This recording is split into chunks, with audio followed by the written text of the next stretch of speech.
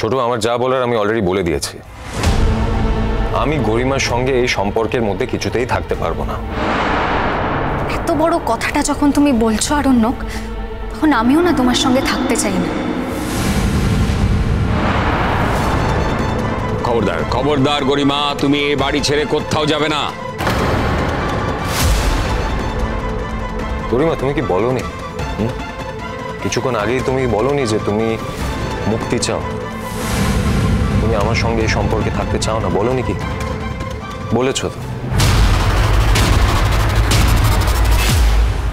দেখো গরিমা, একটা জিনিস আমি তোমাকে খুব ক্লিয়ারলি বলে দিই, রোশনাই আমার থেকে যত দূরেই যাক, যেখানেই যাক, আমি রোশনাইকে ফলো করব, আমি রোশনাইয়ের পাশে থাকব। ওর ব্যাপারে আমার কনসার্ন আছে, ওর ব্যাপারে আমার অনেক কিছু আছে, কারণ আমি ওকে ভালোবাসি। এবার এইটা জেনেও তুমি যদি এই সম্পর্কে থাকতে পারো তাহলে থাকো, আমার কোনো আপত্তি নেই। আমার যেটা বলার আমি ক্লিয়ারলি বলে দিয়েছি সবাইকে। আমি এই যুদ্ধের মধ্যে আর থাকতে পারছি না, আমি এই লুকোচুরি আর কিছুতেই করতে পারছি না, আমি বলে দিয়েছি। আমার কোনো দায়িত্ব আপনাকে নিতে হবে না স্যার, যে আপনি খুব ভালো করে জানেন যে আমি নিজের দায়িত্ব নিজেই নিতে পারি। সেটা তোমার কথা, সেটা আমার কথা না। তোমার প্রতি আমার দায়িত্ব চিরকাল থাকবে, আমার শেষ দম অবধি থাকবে, আর সেটা আমি মরে গেলেও কিছুতেই বদলাতে পারবো না রোশনাই। আর গরিমা, তোমাকে আমি ক্লিয়ারলি বলে দিচ্ছি, তোমার সঙ্গে আমার এই সম্পর্কটা আমি কিছুতেই কন্টিনিউ করতে পারবো না, আমার পক্ষে পসিবল নয়। এটাই তোমার শেষ কথা? হ্যাঁ গরিমা, এটাই আমার শেষ কথা। বাদশাহ, তুমি নিজের সংসারটাকে এভাবে ভেঙে ফেলছো, তছনছ করে দিচ্ছ, খুব ভুল করছো, তুমি খুব ভুল করছো। বাবা, আমার মনে হয় আমার নিজের সংসার বলে কোনোদিন কিছু ছিলই না।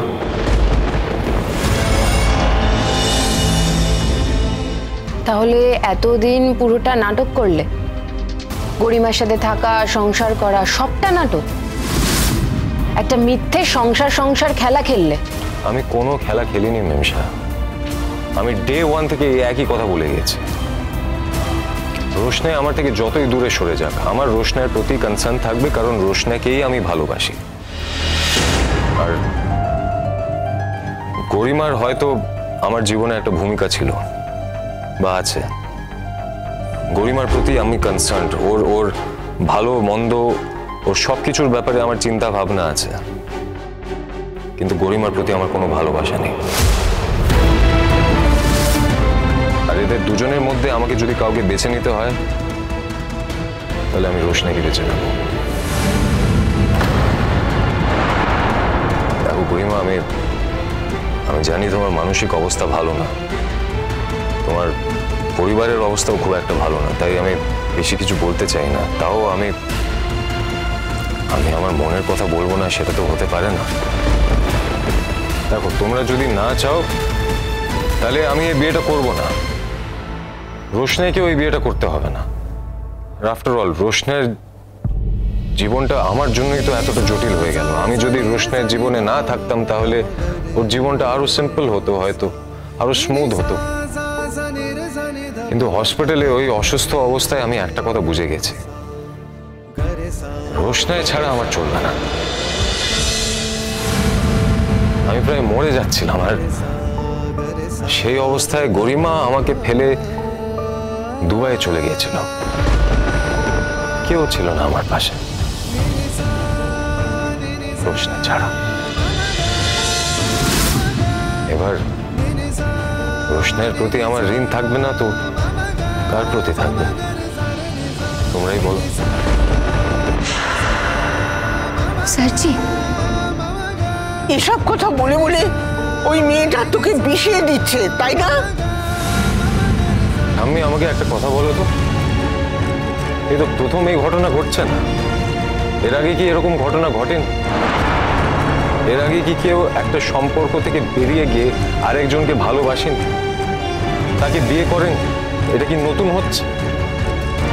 আমি পৃথিবীটা একটা প্রতিযোগিতা নয় যে শেষে জিততেই হবে, তার কোনো মানে নেই। এটা একটা জার্নি, আর এটা কারোর জন্য থেমে থাকে না। এটা হয়তো তোমাদের সবার চোখে একটা অপরাধ হতে পারে, আর আর আর আমি মানছি আমি একটা অপরাধ করেছি। আমি শুধু এটুকুই বলছি যে এই অপরাধী ছেলের সঙ্গে একটা সম্পর্কে জড়িয়ে তো কোনো লাভ নেই গরিমা। তার থেকে তো আমার মনে হয় এই সম্পর্ক থেকে বেরিয়ে যাওয়াটাই বেটার। আমিও তো চাই তুমি নতুন করে বাঁচো, আমিও তো চাই তোমার জীবনে ভালো ভালো দিন আসুক। গরিমা দিদি, তুমি যদি বলো তাহলে এই মুহূর্তে আমি এই বাড়ি ছেড়ে চলে যাব, কিন্তু স্যারজি যদি কোনো বিপদে পড়েন বা বিপদে পড়ে আমাকে ডাক পাঠান, আমি কিন্তু আসবো। আমি তোমাকে এই কথাটা দিতে পারবো না কোনোদিনও যে এই বাড়ি ছেড়ে চলে যাওয়া মানে স্যারজির সঙ্গেও আমি কোনো সম্পর্ক রাখবো না। এবার তুমি বলো, তুমি কি চাও? তুমি যা বলবে আমি সেটাই করব। বলো কি চাও তুমি? সরে যাও, দূর হয়ে যাও আমার চোখের সামনে থেকে। গরিমা দিদি, আমি অনেক অনেক অপমান সহ্য করেছি তোমাদের, অনেক। এখন তোমাদের অপমান করে হচ্ছে না, তোমরা আমার গায়ে হাত তুলছো। আমি ভেবেছিলাম যে স্যারজিকে আমি তোমার হাতে তুলে দেব, আর তার বদলে তুমি আমার গায়ে হাত দিলে। আমি যদি এখন তোমাকে বলি যে আমি স্যারজিকে তোমার কাছে ফিরিয়ে দেব না, কি করবে তুমি? বলো, কি করার আছে? কি করবে তুমি? রোশনি প্লিজ, তুমি এরকম কথা বলো না। তুমি প্লিজ আমাকে ফিরিয়ে দিও না।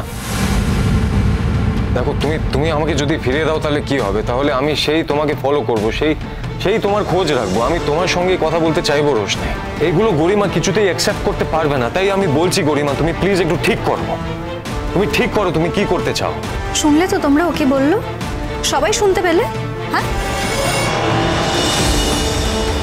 দেখেছো ঠাম্মি, ও তাড়ানোর চেষ্টা করছে এইভাবে আমাকে।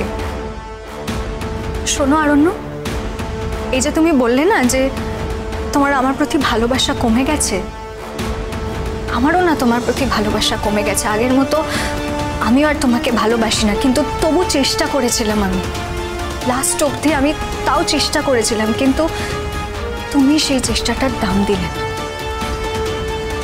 আমি আর থাকবো না তোমার সঙ্গে, কিছুতেই আমি তোমার সঙ্গে থাকবো না, কিছুতেই না। না না গরিমা প্লিজ। গরিমা, বাদশার মাথাটাকে তো এই মেয়েটা খেয়ে নিয়েছে একদম। তার জন্য তুমি বাদশাকে ছেড়ে চলে যাবে কেন?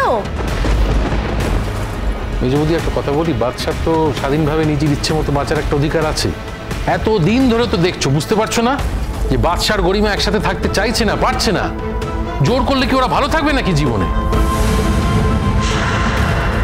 বাদশা, যা বলবি একটু ভেবে বল, আর যা করবি একটু চিন্তা করে কর। দেখ বাবা, তোর ভালো থাকার থেকে আমাদের কাছে বড় চাওয়া কিন্তু আর কিচ্ছু নেই। সব কিছু ভেঙে তছনছ হওয়ার আগে আর একবার ভেবে নে বাবা, আর একবার ভেবে নে। আমাকে আর ভাবতে বলো না বড় মা, প্লিজ। আমি ভাবতে ভাবতে ক্লান্ত হয়ে গেছি। আমাকে যদি এতটাই ভাবতে হয় তাহলে আমি অনেস্টলি বাঁচতেই চাই। স্যারজি, এই জীবনটার জন্য আমি বারবার করে ছুটে ছুটে আসি, আর আপনি আমার সামনে দাঁড়িয়ে বলছেন যে আপনি এই জীবনটা রাখবেন না। কি করে বলছেন স্যারজি? গরিমা প্লিজ, আমার কথাটা একটু বোঝার চেষ্টা করো। আমি মুক্তি চাই, আমাকে প্লিজ মুক্তি দাও গরিমা, প্লিজ। মুক্তি চাও তো তুমি? ঠিক আছে আরণ্য, তোমায় আমি মুক্তি দিলাম।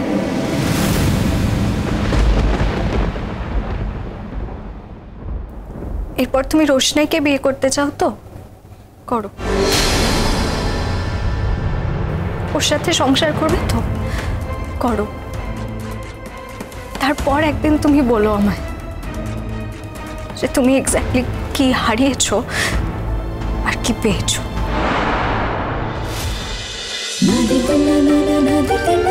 रोशनाई।